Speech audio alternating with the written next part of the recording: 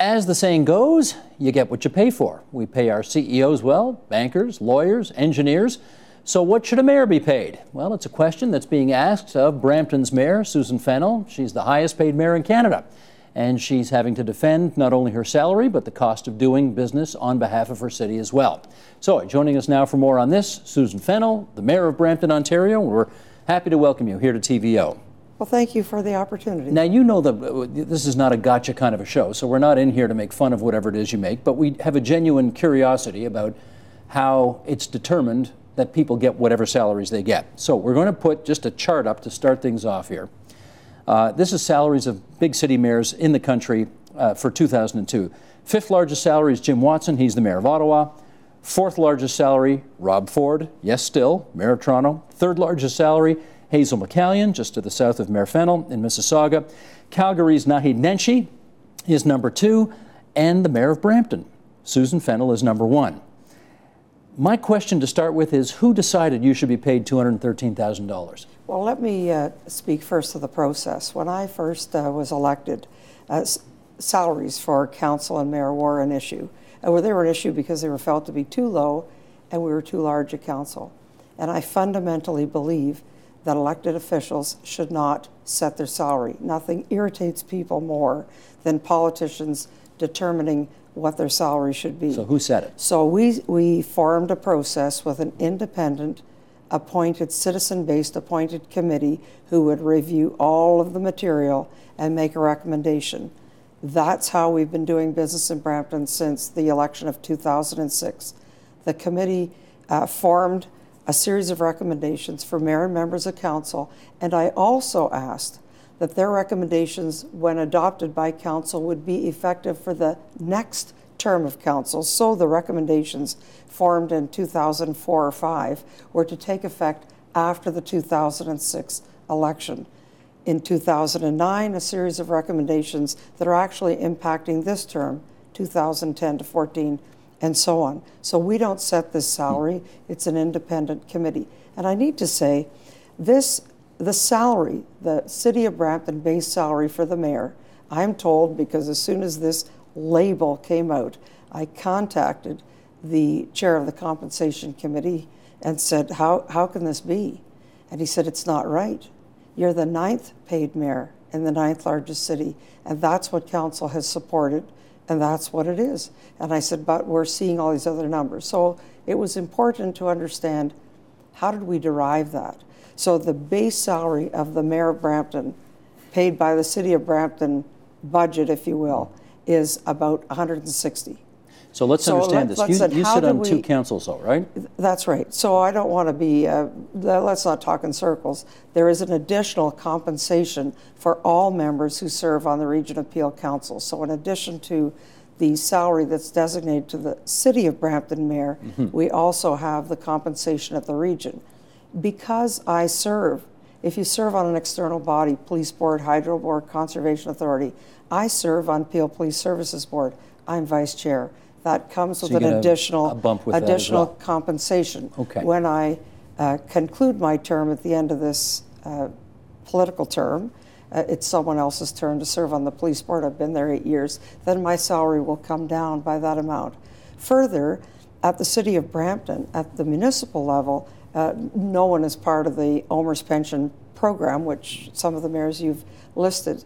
So when the compensation committee said we should then pay an RSP if you're not part of it. So to be clear, when an RSP is paid to you, it accrues as income, even though it's steered as a pension. So if we took Hazel's salary, for example, and served on the police board and had an OMERS pension, we wouldn't be at the top. But that's how it's constructed. And most people, I want to be clear that the process is hands-off, politicians hands-off. No, I get this. But do you feel, since all of this has come forward, that you feel a need to justify that salary now in a way that you maybe didn't have to in the past? Well, we certainly had to explain it. And while council was commenting as well, the formula that was set in 2006 put council on the salary grid of non-union employees with the idea that you would move through that line on the grid until you got to top of grade, to achieve top of grade.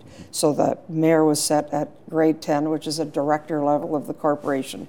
Reasonable. Every December 1, all members of council receive a 2% adjustment to achieve this overtime top of grade.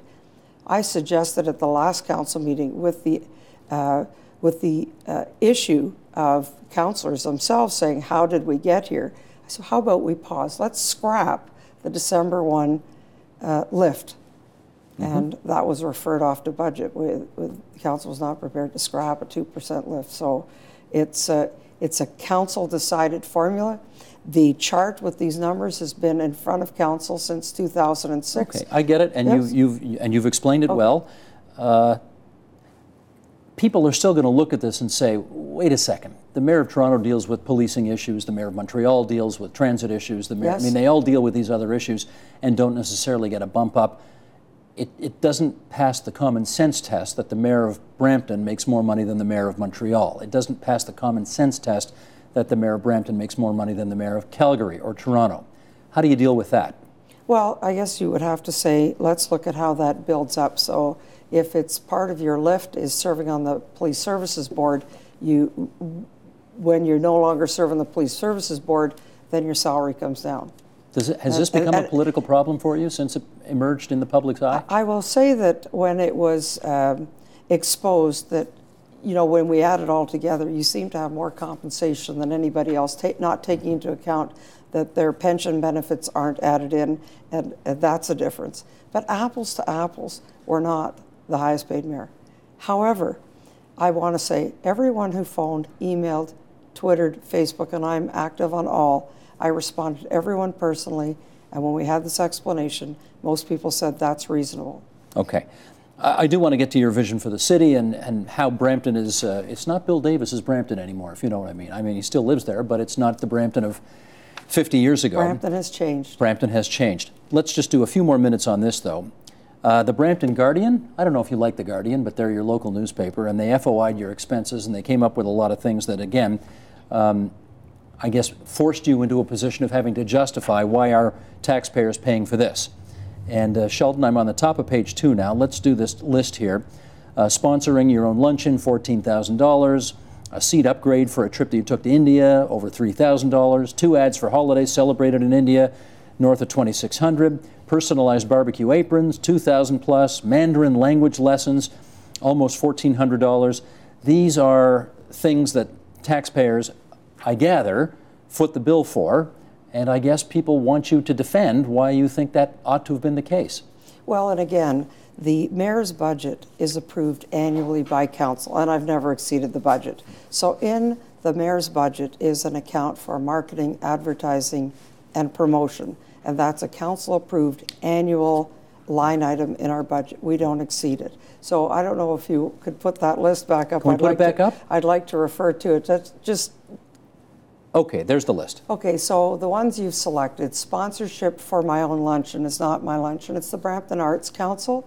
It's called Mayor's Luncheon for the Arts. It was originally presented by the late Mayor Ken Willans. We continued the tradition, and there's an approximate $5,000 sponsorship that transparently is seen and moves from the Office of the Mayor budget to Brampton Arts Council. It's part of my budget and then becomes part of their budget. It's not an expense on Susan. But it's part of the okay. Mayor's Luncheon for the Arts, where they name the Arts Person of the Year. I get you, but I don't want to take, I hear you, I don't want to spend too much time on all this stuff, but just so I understand, are you saying that essentially you have a global budget in your office from which you are permitted to make expenditures covered by taxpayers on any number of different things, and you have some discretion on how to spend those things? Correct. Is that fair to say? Correct, and over 70% of that money is given to community groups, the mayor's youth team, seniors groups, youth groups, a variety of requests that come to the office of the mayor. It's not Susan's expenses. Okay, I get you. Very important. But should taxpayers be paying Susan's Mandarin lessons? Well, you know, and I represent a very multilingual municipality, as you know. So any tool that can help me, in my opinion, better communicate, better do my job. Legitimate, I would say legitimate is business legitimate expense. business expense. We were scheduled to go to China, which we did several months later. Now, on a 4-day intensive course, you are able to learn Toronto Mandarin School, excellent. The fundamentals to be able to at least greet, introduce. It's such a courtesy to be able to communicate. I wish I could communicate in all the languages of Brampton. We were able to take Mandarin. It was offered between Christmas and New Year's. Can you imagine? So dedicated to language learning, we said, what's available between Christmas and New Year's? There was a Mandarin course. We signed up. Okay, but you know that again, you're taking a bit of a hammering on this because Rob Ford and Hazel McCallion have budgets that are infinitely smaller than yours. And you know, this is an important point. This is why we called for a more open and transparent government. I said to council, let's have a discussion. If this is an issue, why do I have these elements in the budget of the office of the mayor? Why am I asked to pay for the wreaths that we place on the cenotaph on Remembrance Day? Take it all out. We don't need to have donors and sponsorship funds in the budgets of the office of the mayor in Brampton. Take them out, take them away. It doesn't need to be there. Do you think... But they've always approved for it to be there, so we simply did the job that we were provided the funds to do, and I want to assure people that that was money well spent on community groups as requested, over 70%. We've already taken it out of next year's budget. I'm hoping council does the same.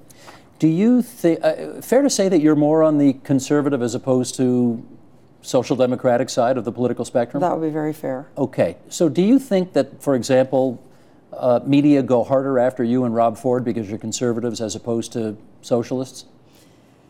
Well, you know, there's a lot of variations, but I don't know if media is going after Susan Fennell. Maybe one reporter at one media, but we're not having that reaction from other media. But, you know, really, I have no problem with being accountable. The public expects it. I can defend these expenses.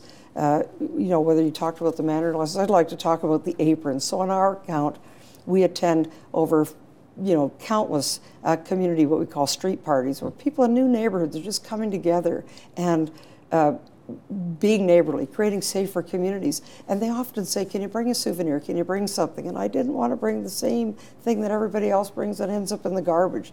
So we had designed a barbecue apron. So I bring 4. So you bring 4 to a street party. It's uplifting. It builds community spirit. A $2,500 citywide souvenir, I don't think is unreasonable.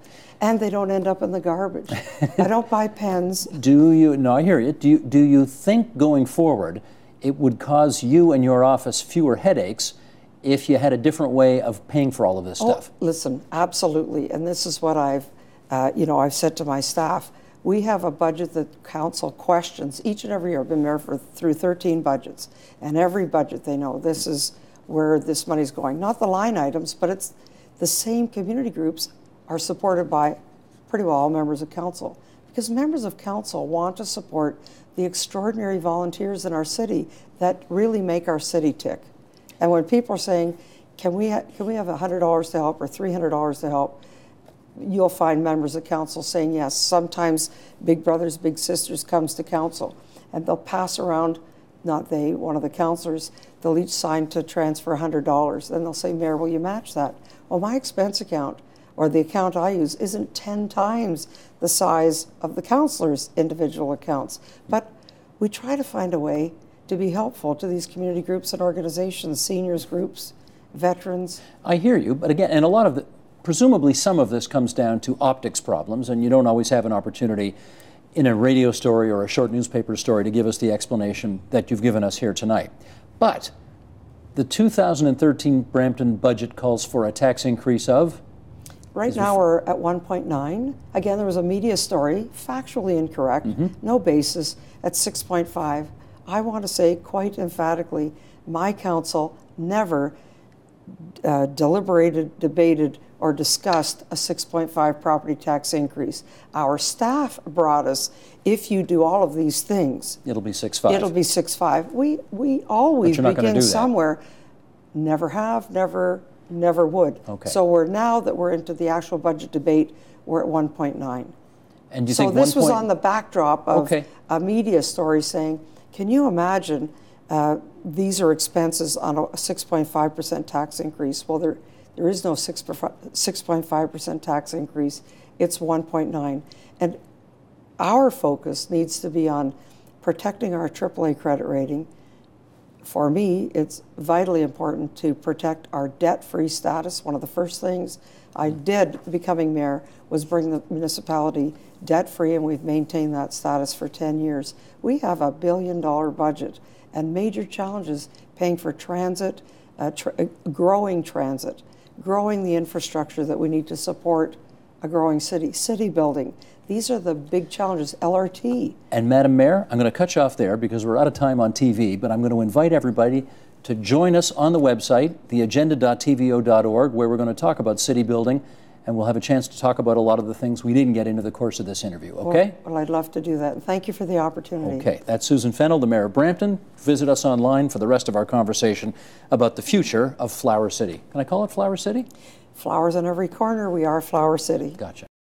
Support Ontario's public television. Donate at tvo.org.